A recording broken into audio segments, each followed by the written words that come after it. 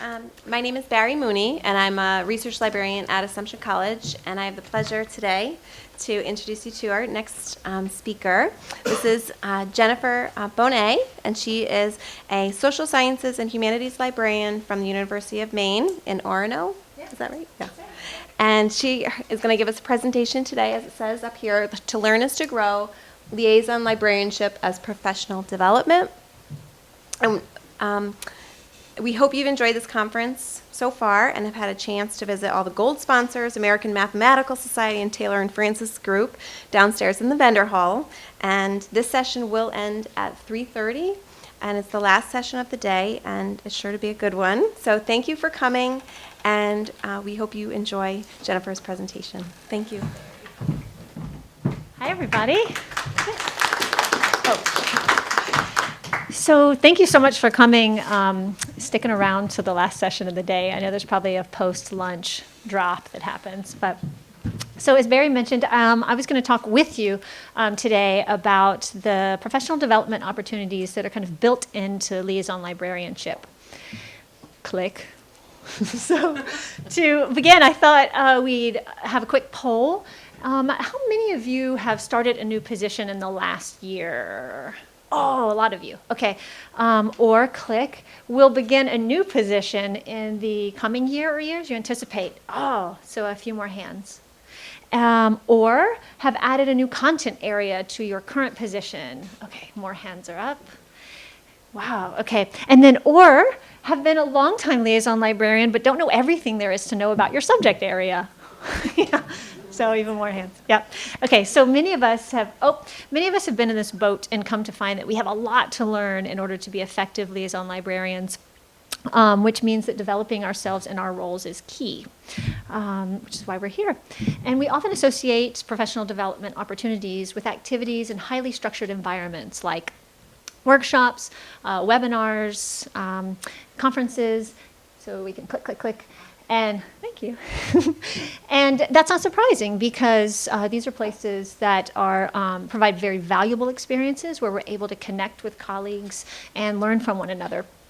However, I've noticed in recent forays into different librarian positions in the last 4 years that in addition to these tried and true methods, learning the content of one's subject area can actually be a professional development opportunity in itself.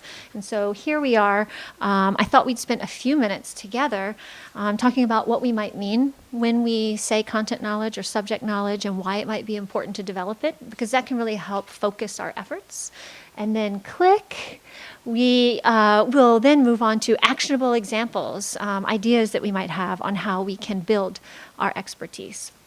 So click, so we're working in tandem here. So when you think about liaison librarianship or your role as a subject librarian, and I tend to use those terms interchangeably, what do you consider content knowledge? What are the components? What comes to mind? Yeah. Talking about the broad-based understanding of how to access information in the databases that I would be using. Mm-hmm. Maybe content knowledge in terms of experience with articles in the field. So researching is part of that. Okay. Kind of building some publications in the field, access to resources. Yeah. Yeah, I was just going to say probably some of the better known journals in a particular field, mm-hmm. Maybe some of the key reference materials in that field. Mm-hmm. So reputable materials. Mm-hmm. What else comes to mind? Yeah. The terminology. Terminology, yeah. Yeah, language, jargon, that's a good one too. Other things? Yeah. The research methodologies of mm-hmm. the discipline. Research methodologies. I'm repeating some of this so that our satellite campuses can also hear. And when you think about these things, so the types of resources we use or teach, or methodologies or terminology, how do these differ across disciplines? How do these look different in different subjects? Yeah? The style guides you use to cite. I'm sorry? The style guides. Style guides. Yeah, that's a great example. So how you actually give credit to people depends on the subject. What else? I mean, I think like academic trends, for example, can vary substantially in terms of methodology. I mean, if you're looking at a film database, for example, as opposed to something in PubMed. Right. Yeah. Right, you're going to send people to different resources depending on the need. Maybe the location that people are working in. So if someone's doing an ethnographic study in a particular part of the world versus looking at a specimen in a lab or working with historical manuscripts in an archive.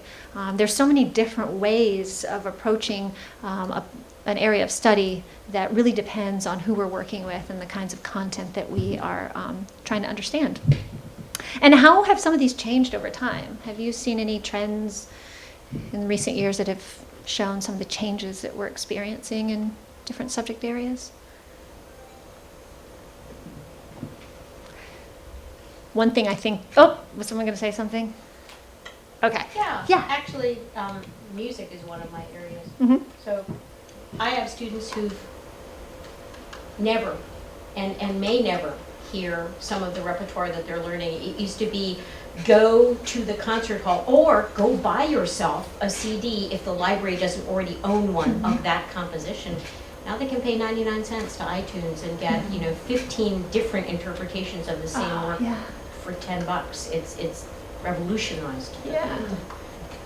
So the digital environment has revolutionized access to and the kinds of material we might use. Wow. And the scope, it sounds like.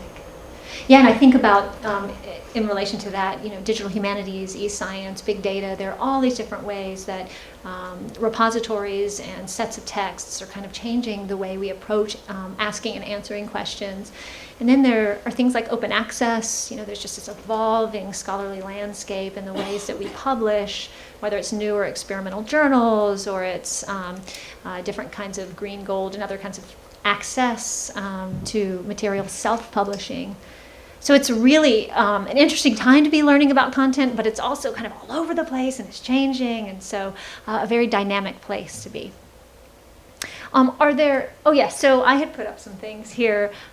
You can click all the way through if you want. That goes, we can go back. Yep, perfect. So these were some things that came to mind for me. You all came up with a few others that we could add to the list. And so I think this will be kind of a backdrop in thinking about some of the examples that we'll go through in a minute. So click, please.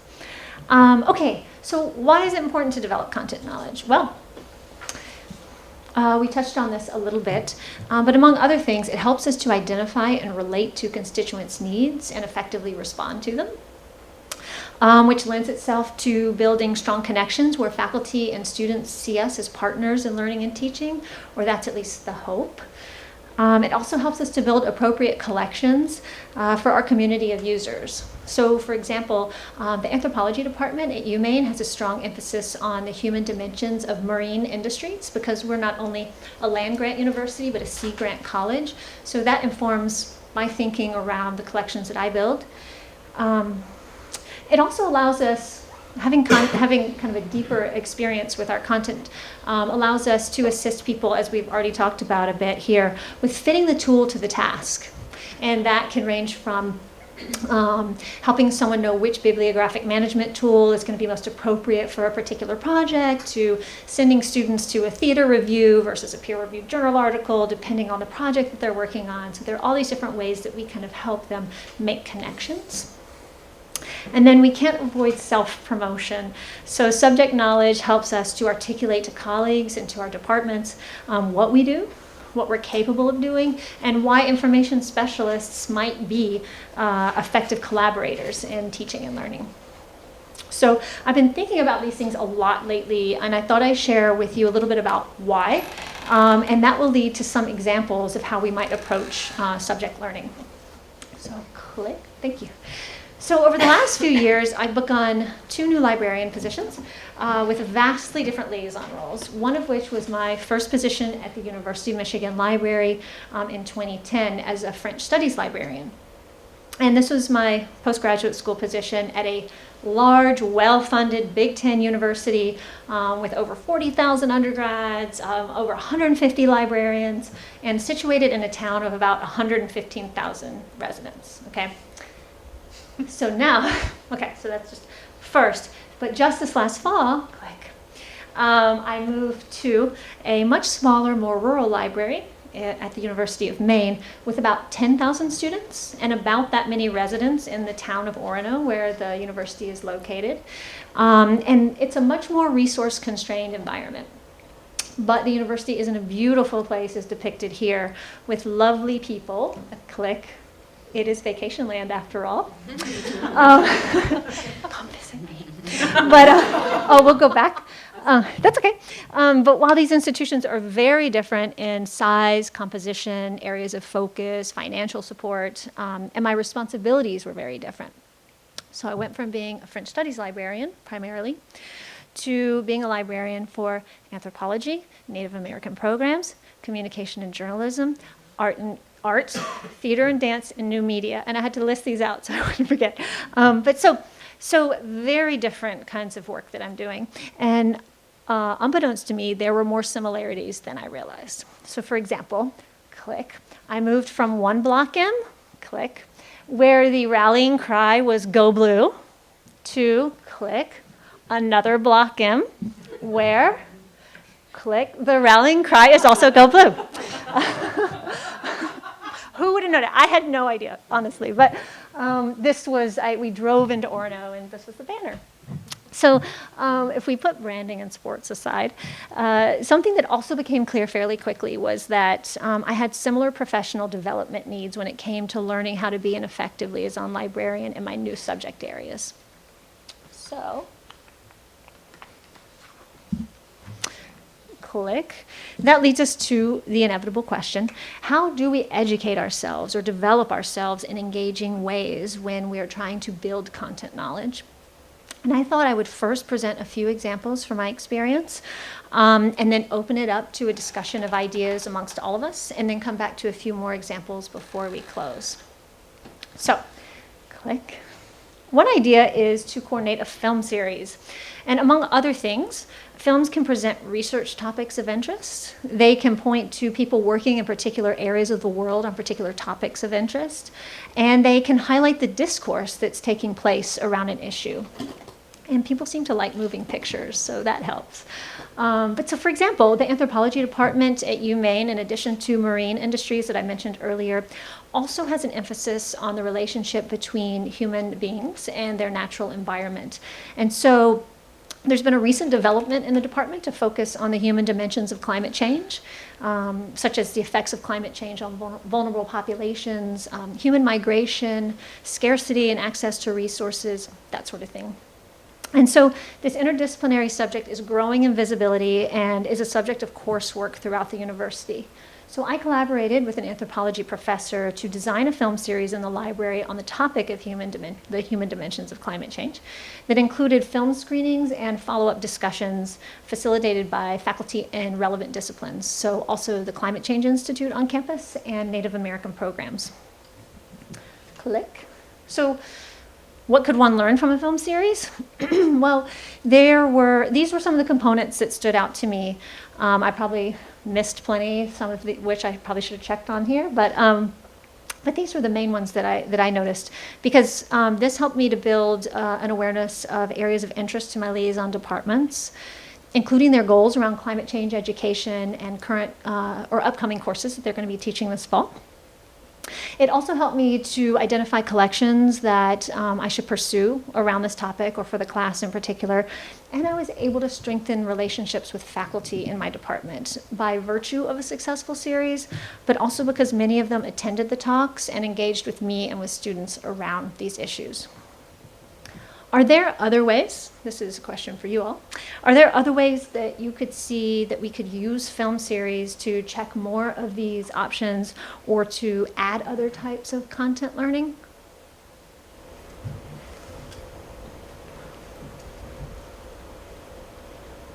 Have any of you shown films or done something similar? Yes? I I did it with modern languages because I was new to that discipline as a liaison, and we ran a multi-language film series and had the faculty facilitate discussion afterwards. So, but it looks like you have all the things checked that came out of that in terms of my own learning. Yeah, but and you felt that was something that helped strengthen Absolutely your valuable. Oh, great, absolutely valuable. Other people that have thought about film or used film to deepen your own? Yeah. The only other thing I can think of is possibly funding agencies, Mm-hmm. because I don't know any of those films, but I'm guessing at least one of those was a documentary. Yeah, all three, yeah. And it may be that some of the big, funders of documentaries may also have grants for collection development or Mm-hmm. other things. That's a great point, yeah. So for those for whom we're streaming, funding agencies also came up. So people who would support these types of films might also support the kind of work that we do in conjunction. Did I get that right? Okay. Okay, so, click please. This was a twofer. Click again, please. Okay, so in addition to the films, I created a physical and online exhibit that corresponded to the series to showcase some of the library's collections that address the relationship between climate change and human adaptation. And this was also an insightful experience because I learned about the various types of resources we owned or didn't own that I should pursue. Including some of the core documents that kind of framed our discussions around vulnerable populations and climate change. And in fact, each film brought new resources to bear because after each film we had these discussions and various kinds of materials would come up. And so each week I would add those materials to the digital component of the exhibit. And not only did I learn about a content area that's of increasing importance to our campus, but was able to strengthen my relationship with departments again, those constituents who have profound subject knowledge at the ready and from whom we can learn and engage, which kind of extends that professional development opportunity for us as well. Click these. So while exhibits are an ideal venue for showcasing collections, as mentioned, they simultaneously help us to learn about them. And so when I began my job in Michigan, and then again this past fall at UMaine, it was clear early on that there wasn't a systematic way to showcase new faculty publications, even though we were buying them for the collections. And so, especially book publications, when I was at both places I've worked in the humanities, but especially at Michigan, we were really focused on, my work was really focused in the humanities. And so a couple of colleagues and I created a new faculty books exhibit and spring reception to celebrate faculty authors, which gave us deep insight into the kinds of research and creative output taking place across campus. And in particular, the current topics that our liaison departments were engaging with at that moment. And in the end, this became a permanent physical and digital display of the most recent year's book publications. So at UMaine, I tried something similar.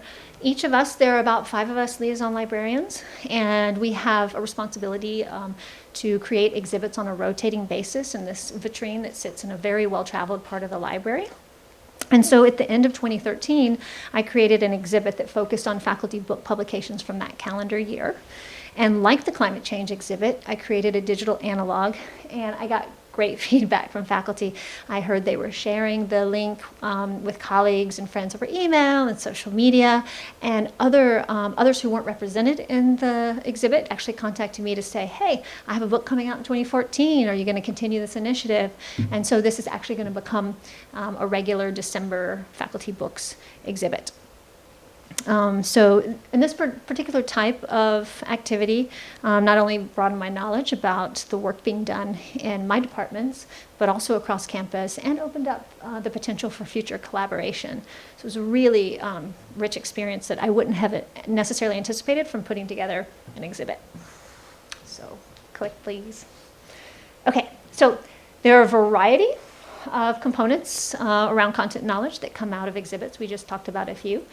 And so I'd like to throw it back to you to see if you think there are other ways that we could use exhibits to enhance our content learning, or if there are other ways you've used exhibits in a similar kind of way.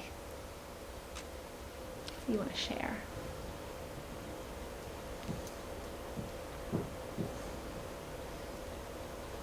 One thing I think I might have left out is maybe I could check pedagogy, because so many, at least with the faculty book publications, so many faculty incorporate their publications into their courses, and so that could have implications for instruction. Are there other things people think of, or exhibits people have put together that they found useful? Okay. Okay, so I have one more example before we kind of talk more interactively about other ideas. But as mentioned, film series and exhibits are examples of way that we can really dig into our subject areas while simultaneously making connections with our constituents.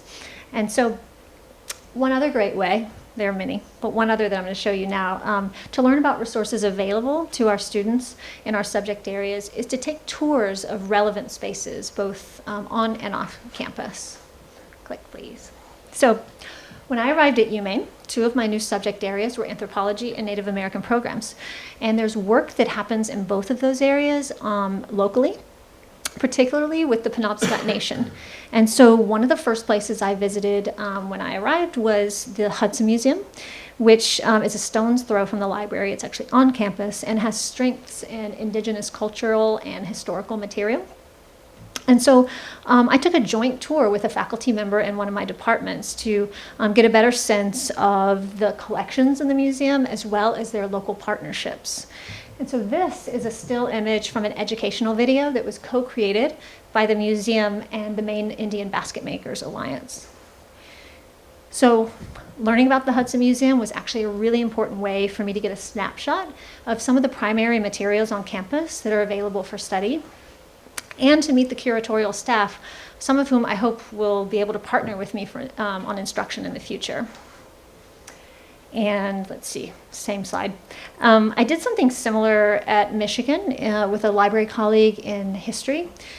We put together a small funding proposal in our library to see if they might support us visiting area libraries and archives. This kind of grew out of various requests we were getting from constituents at the desk and also over email, one-to-one kinds of interactions. And we wanted to go not only to, there's a lot of stuff happening in Ann Arbor, so there were a lot of libraries and archives in the area, and we wanted to also branch out and go to satellite campuses, to Detroit, to Chicago to see the Newberry. And so we thought, well, maybe there's funding for gas or bus money. And there was. And I should add this caveat. This was the University of Michigan with lots of resources and lots of support that they can provide in instances like this. But I don't think you necessarily need the money to be able to do some of these kinds of experiences, depending on where we are. So, but getting out of the library and meeting people with who have expertise and enthusiasm to share, I think is a fantastic way to get a better sense of one's local environment, to make connections, and to learn about the resources available to our students and faculty. Click. And tours can lead to unexpected places. So as a new liaison to Art and New Media, which are two departments that share some history and some physical space on our campus, I toured their makerspace, which is a relatively new initiative on campus that they developed to facilitate various kinds of fabrication, from 3D printing to wood and metalworking to embroidery. And it's currently run by a graduate student in the MFA program who has a personal mission to, quote, democratize basic material knowledge. So he wants to help people make or fix things for free. Click. And lo and behold, through this tour, I learned about his practice, his interest in expanding his reach, and ways that we could collaborate, which has actually resulted in part in his addition to our library catalog as a resource for making or fixing things for free, which I think is just part of the serendipity of outreach. But this is a catalog record in draft form. We're waiting on the students' edits and additions at the moment. But I'm really new to the art world, and so this was an insightful experience for me to get a sense of the kind of work being done by our graduate students, as well as the novel ways that art departments and libraries, or art students in libraries might share missions. So that was one example of that. Click. So this looks familiar. We've seen this before. I'm going to go in a slightly different direction here. So this is a regional conference where we are today, what we're doing today. And so I thought I'd ask, where do you all think, and I hope Maine and Vermont will chime in too, where do you all think that we librarians should be touring? This could probably be a conference in itself, and it probably depends on, it's contingent on the various fields that we work in, but are there places that are near and dear to you that you think are really useful for librarians to know about in order to serve our faculty and students?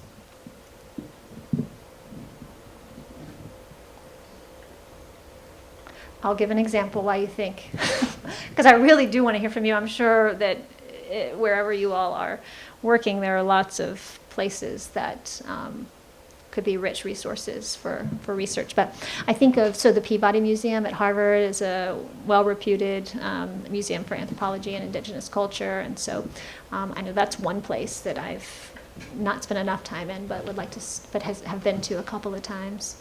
I've done some archival research at the Rhode Island Historical Society's library, which is quite lovely. The Rhode Island Historical Society's library. Yeah, and what do they, what kinds of work were you doing? They have, I was doing some research for 18th century vampire mythology in Exeter, Rhode Island. Wow. So they had some of that, but in general, it's very Rhode Island specific. So they have some genealogy, they have just anything you can imagine to do with Rhode Island history. So Great. Yes, Barry. So from Vermont, two suggestions from them are Vermont Tech's Biodigester, and another place is that it's called, they spell it ECHO. I don't know if that's an acronym, but the Echo Center in Burlington. Can you say those one more time? Two of them. Yeah. So one is Vermont Tech's Biodigester, Okay. and the other one is the Echo Center in Burlington. Thanks. Anything else other people can think about or want to share? Yeah. This is so huge. We ought to build our own. I'm semi-serious about this. Our own wiki about this. Mm-hmm. You know, the librarians tour opportunity wiki divided by area, because just talking anthropology, which isn't my subject by the way, I'm just sort of quasi interested in it. Just in Rhode Island, you've got the Tamaqua Indian Museum, you've got the Hafner for Anthropology collection, which is both at Brown and in Bristol, different pieces of it. It's gigantic. I mean, literally, the possibilities. I know K through 12 people are way better at this in a weird sort of way than we are, because they always have baskets of these. You know, places that are okay with having the students suddenly show up in groups of more than 10, and being able to deal with that, and actually having perhaps even programming that's meant for groups of people as opposed to just one-off walk-in, look at our collection kinds of opportunities.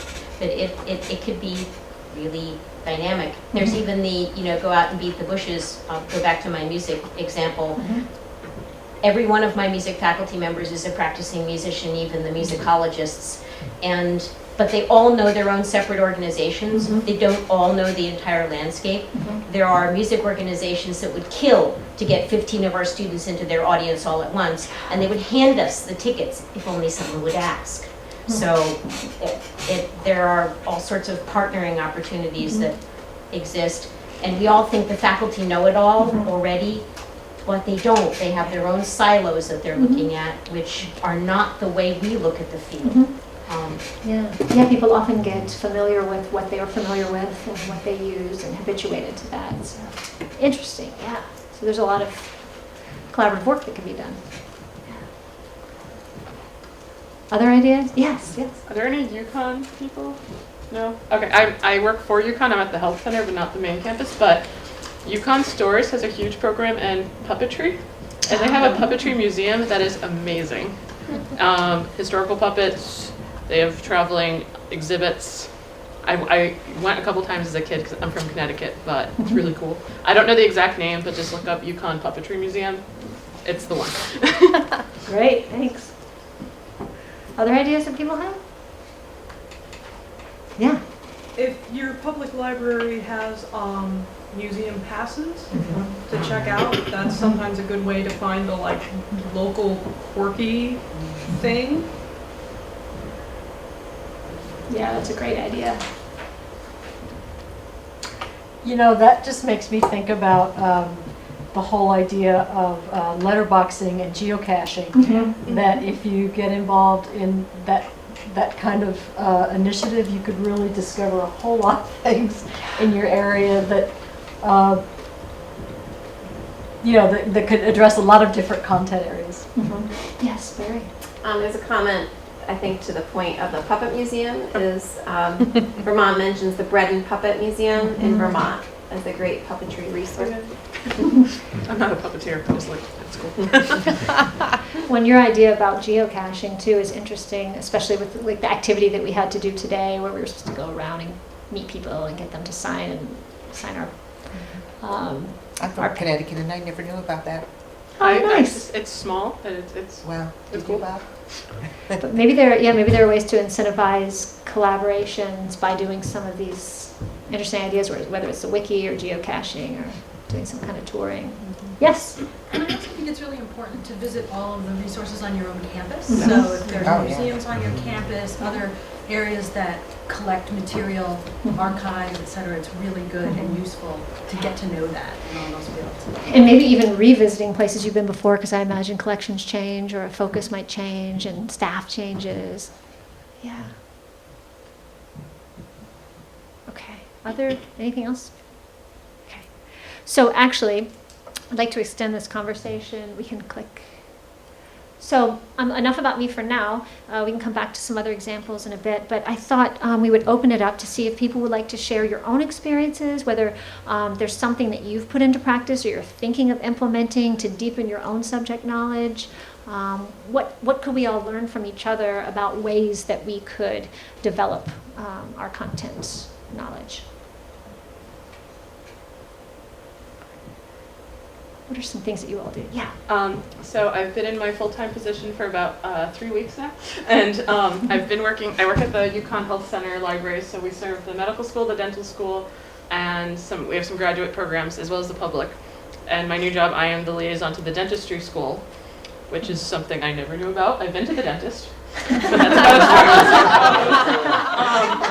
as far as in the meantime, I've been working at the reference desk longer than this position, so I end up working with this, he's adorable, he's this old, doddering kind of emeritus professor who's working on some grants, and he has the ability to kind of talk at you for a while, but it was actually really good because in the process of asking me for help in finding articles on this subject, he just started drawing diagrams of teeth and telling me there's different terms for, this side of your tooth versus this side of your tooth and the top, and it was so good to just absorb that from him as he just kind of went on and on. He's just been a really good resource for kind of getting my dentistry 101 education. Some of the more specialized like endodontics, periodontics, I'm still working on, but I guess the summary of that is find your faculty who are really good at teaching and just listen. Right. Yeah, listening is such a valuable skill. And it sounds like it could be intentional or an impromptu conversation. Yeah. Yeah, I mean, I could imagine just along those lines, depending on the institution, maybe we could visit, there's, if it's a new, like you're saying, if it's a subject area you're not familiar with, if you can audit some of the courses, the basic course, a couple of, or just key classes, you're not doing all the homework and everything, just going to lectures. So for those, I'm not sure if everyone heard that, but auditing classes, especially some of the foundational classes. Yeah. In a related vein, I've been talking with a coworker recently. We each have new subject areas that we're trying to get a handle on, and we were talking about things like either a MOOC, something that's just publicly out, that just, okay, I'll take a class and maybe not do all the work and whatever, but just kind of try to absorb from that. Or also those CDs, like the great courses things, like if you're commuting and you just kind of, all right, I'm going to listen to an art history survey because I've taken on art and I don't know anything about some of those. It's a good idea. Yeah. We haven't actually done it yet, either of us, but she and I have been sort of talking about maybe that's something we should try. Yeah. We've also talked about whether we can get release time through work to spend some time like doing a MOOC or something like that. We haven't asked for it yet, but we may. Yeah, because it always seems like there's that tension between wanting to do so many things and then there being so much time and brain capacity. Yeah, Yeah. and other job responsibilities Right. have to fulfill, and yeah, so. Yeah. Yes. I tend to also go to any kind of panel discussion, talk, or Mhm. anything else that people in my faculty are delivering. Mhm. And that helps me get a feel for what the current state of discussion is in their area, what they think is important, and where they're going. So that was going to attending talks within the department, lectures, maybe even visiting lectures, whatever, doing that kind of outreach within our department so that we are also part of that conversation or hearing that conversation. Yeah.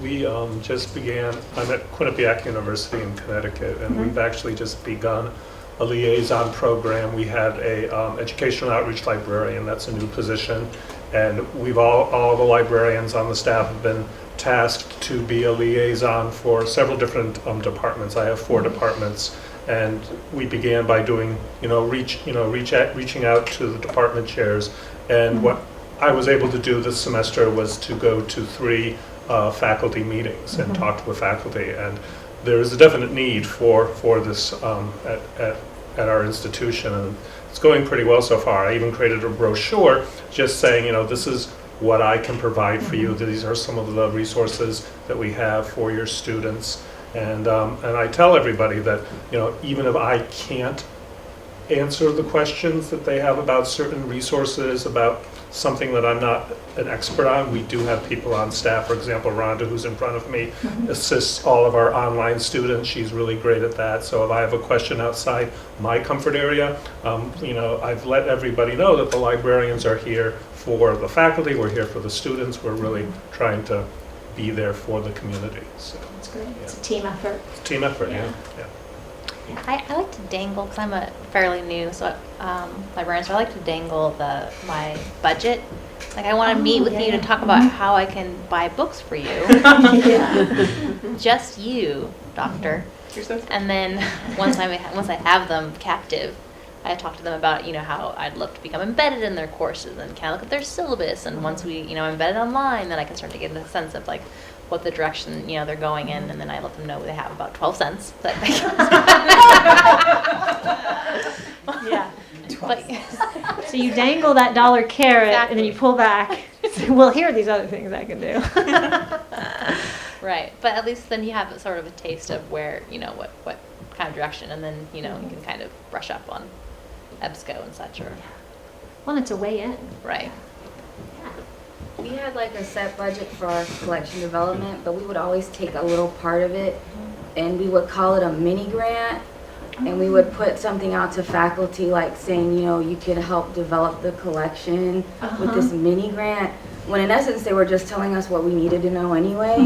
But just using the term mini grant made it seem like it was, and it really did help facilitate the specifics of what certain faculty members needed, but it helped develop the rapport and really get into the emphasis of what they needed, or what they liked to research. So And in terms they could understand, grants. yes.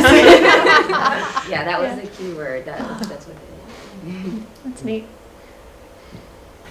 Anything else anybody wants to add before we move on? Okay. So what I'm going to do now is just briefly go over a few other examples before we close, and then we'll have time for any lingering questions or conversation. Okay, so click please. So another idea that many of us put into practice are workshops, and some of these are very content specific and some of them are more broad. So for instance, graduate student publishing workshops I think is a great opportunity for librarians. Given that students have a lot of anxiety around the pressure to publish, they sometimes feel uncomfortable asking peers or advisors for advice, and the nature of scholarly communication is changing so quickly that there's a place for librarians to work in tandem with departments to support the publishing efforts of our future faculty. So the benefits to this include deepening awareness of emerging areas of research, especially among students, and like I mentioned, those people who are going to be our future scholars. Strengthening ties with departments who are often eager to have help with publishing education, and creating further opportunities for library instruction and outreach. Reading groups are another engaging way to learn about the scholarly and creative output of a subject area. I'm going to give you a couple of approaches that I'm thinking of. One would be a monthly reading group, or bi-monthly or semesterly or quarterly, however it would fit into your university. But with students and staff drawing on books from the popular browsing collection, since these tend to have a broader appeal for a larger subset of our communities.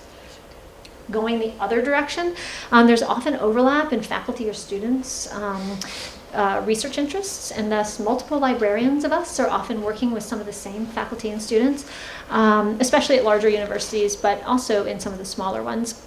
And so there's an opportunity there to have book clubs or reading groups where librarians read articles or chapters to not only discuss the ideas and the topics that are coming up in our departments, but also the types of materials that faculty and other scholars use to understand their work and to build their arguments. Click. And as we know, there's a lot of financial need out there, both within and outside the university. And within the university, many jobs actually depend on the grant-getting abilities of faculty and other researchers. And so as part of the library's support for that work and for the community at large, helping people to find funding is one of those essential services that we can and do provide.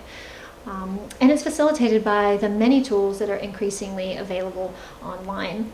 So one approach is to collaborate with faculty to create or to tailor resource guides or toolkits to particular fields.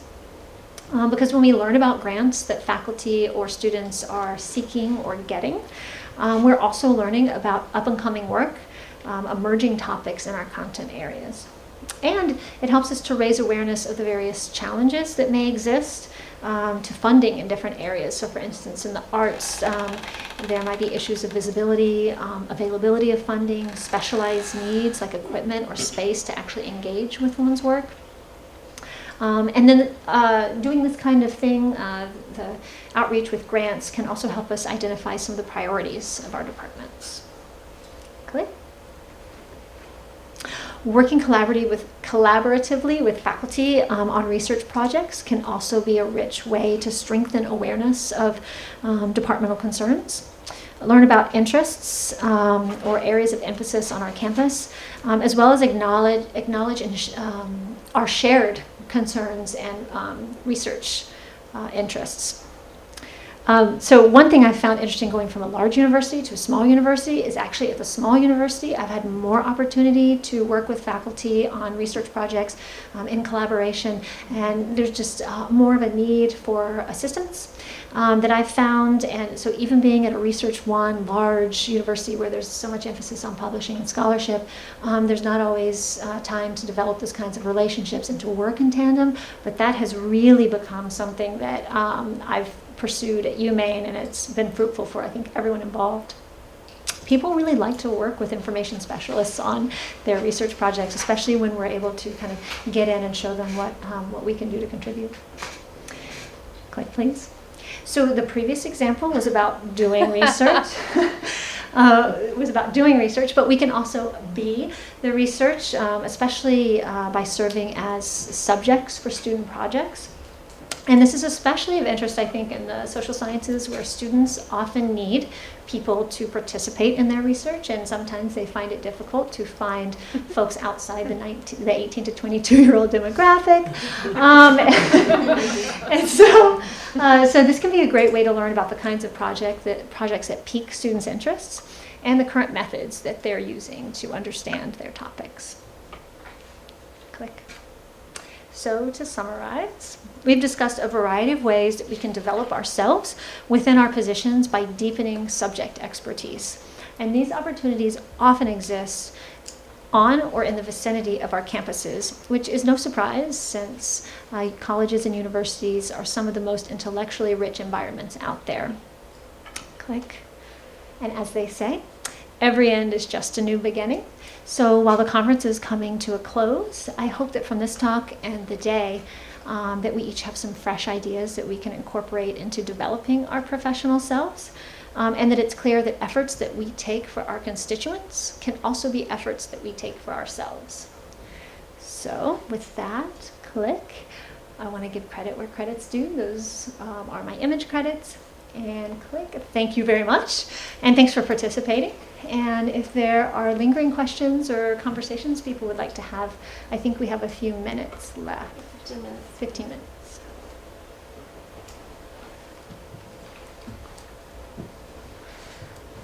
That's a good question.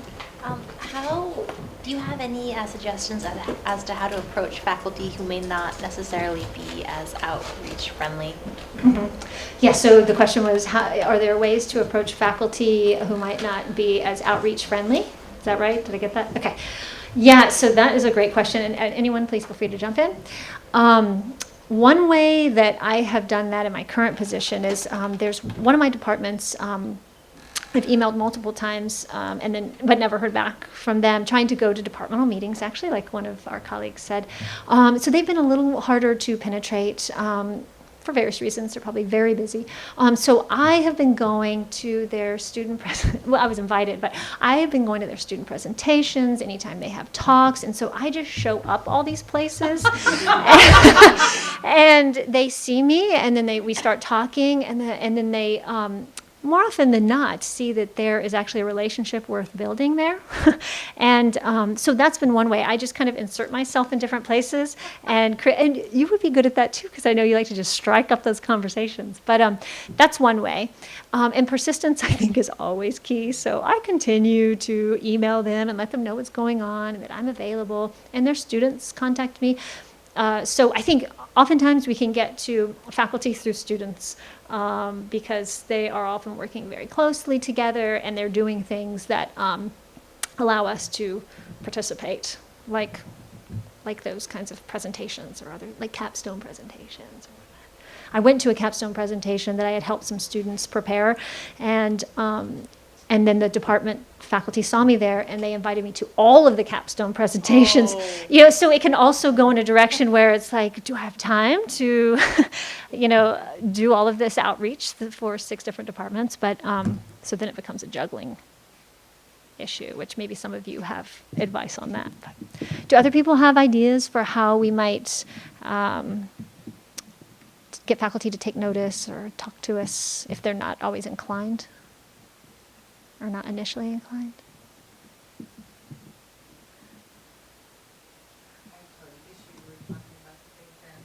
I do online programs, which is very difficult for outreach. It's tough. Yeah. And I have many faculty members, but I had one who I persistently emailed, and he didn't think his students needed anything, but they were doing research. Mm-hmm. So the students were coming at me, with all these questions. Finally, I created a research guide for his course. I just did it on my own. And I sent it to him. And he was like, wow. And then I said, I'm sending this to all your students, too. I got a list of his students. I sent it out to the students. He said, you're right.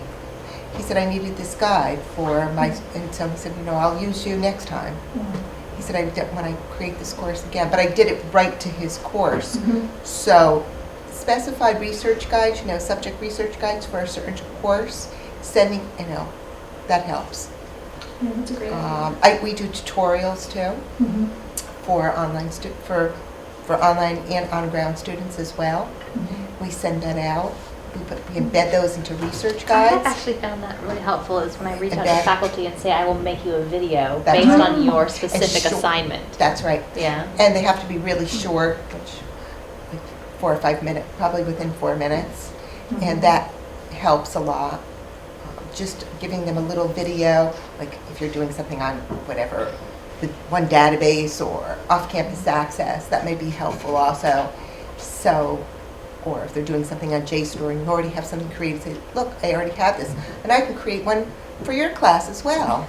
Yeah. And then they're like, oh, okay, It doesn't matter whether they're on campus or not. Those students like repetitive things. They like to hear something, repetitive. You go into class and they may not only listen to half what you say, but they can listen to it any time. That's a great idea too, because sometimes there's not a sense of urgency depending on the time of the semester or what people are working on. So continuing to drop those tastes, you may hit upon something at some point that, I actually do need this thing that I can use now. Yeah. Yeah, so there's a question from Vermont. Do you have any suggestions for working with faculty in distance programs where the faculty are not local? I don't know if you I just do. answered that, but. Can you repeat that for me? I'm sorry. Where Can you- faculty are not local? I'm Yeah, sorry. are there what were you- yeah, do you mind? No, I don't. Do you have any suggestions for working with faculty in distance programs where the faculty are not local? I usually, this is what I do. I email the professor, I send him a little welcome note, telling him who I am, that's what I do, and what my position is, and what I can do for them. Because they like to know what you can do for that particular course. And if you're doing I say, I can do a research guide for your class, and I can do a, customized tutorial for your class, and they can view it at any time. We also do online customized webinars. I don't know, not everybody does that, but we do live webinars as well. And the best time for webinars, and I just learned this because I went to a conference in Denver, is 7 o'clock at night is the best time to go on for a webinar. And I'm going to tell you, I've done many, many, many webinars in my day. And I was telling Bob, too, back with me, I said, I've done them at 12 o'clock, I've done them at 1 o'clock, I've done them at 3 o'clock, but 7 o'clock is that magic hour where you put your kids to bed and you have dinner and then you can go on.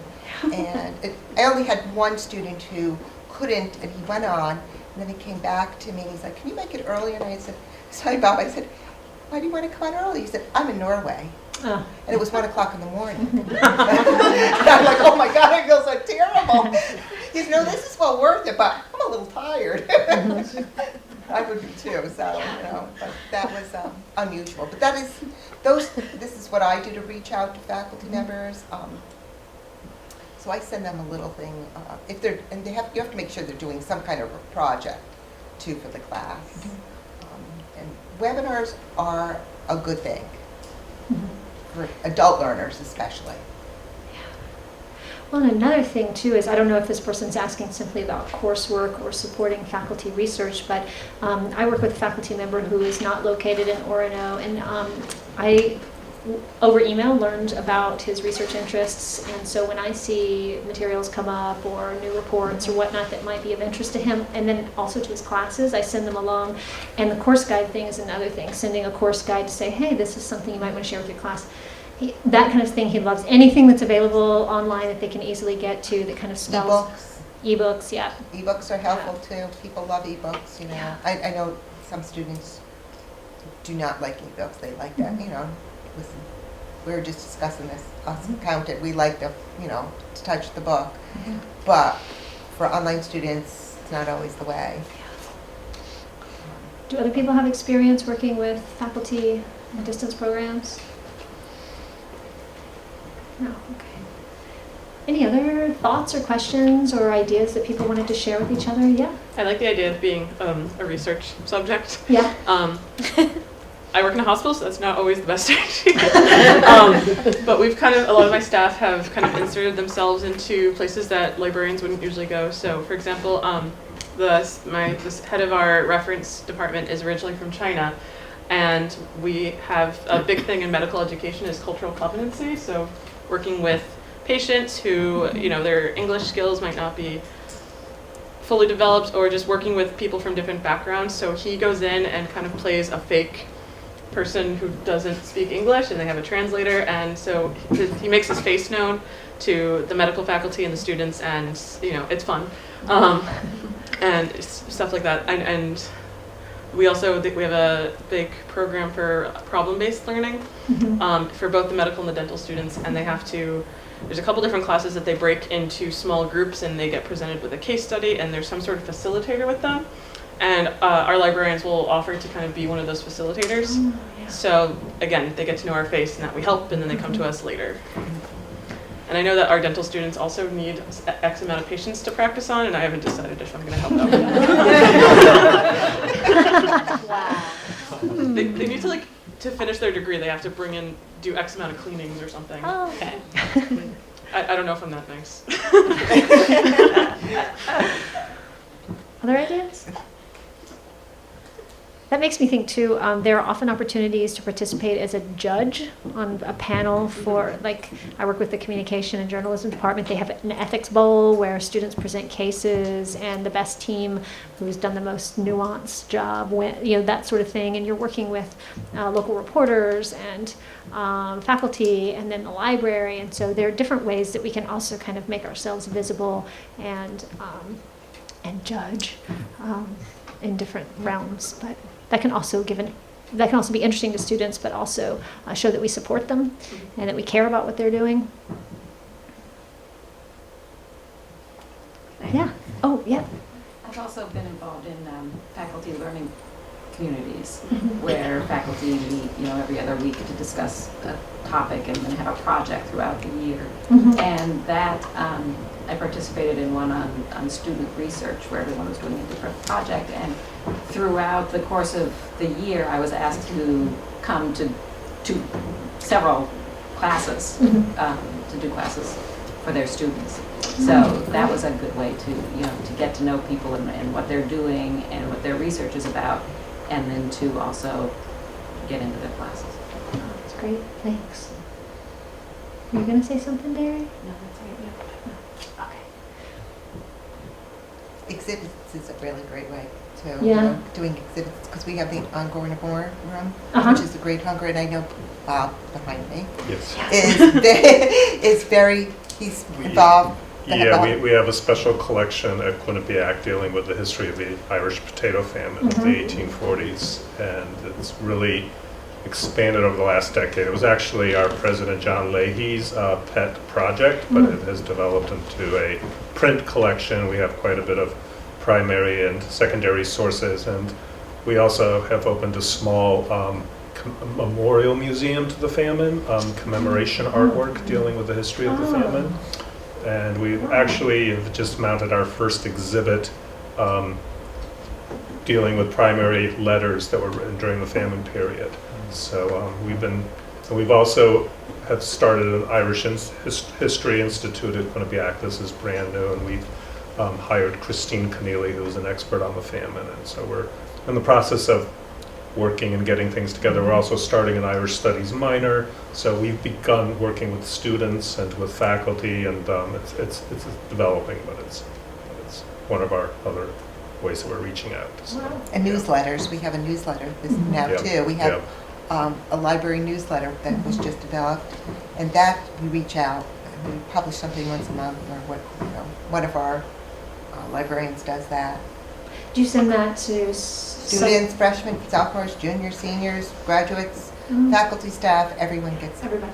Yep. And then they announce that about this. They put in their every issue, I think, right? Every issue they've announced about the library liaison program. And we'll make special announcement. I handle film requests for streaming video. We had a little article about how I handle that. I saw faculty contacting me about their film questions for using film in class. And also I handle copyright questions. So beginning with our fall issue, I'm going to have a little copyright corner, which is going to have some little, information blurb about something about copyright, but also my contact info, so faculty can come to me with questions about copyright. So, that's on the newsletter. Yeah. Sounds like you can wear many hats. Yeah. Yeah. Well, thank you so much, everybody. I appreciate you staying so late, and I hope you have a great rest of your day and safe travels wherever you're going. Thank you.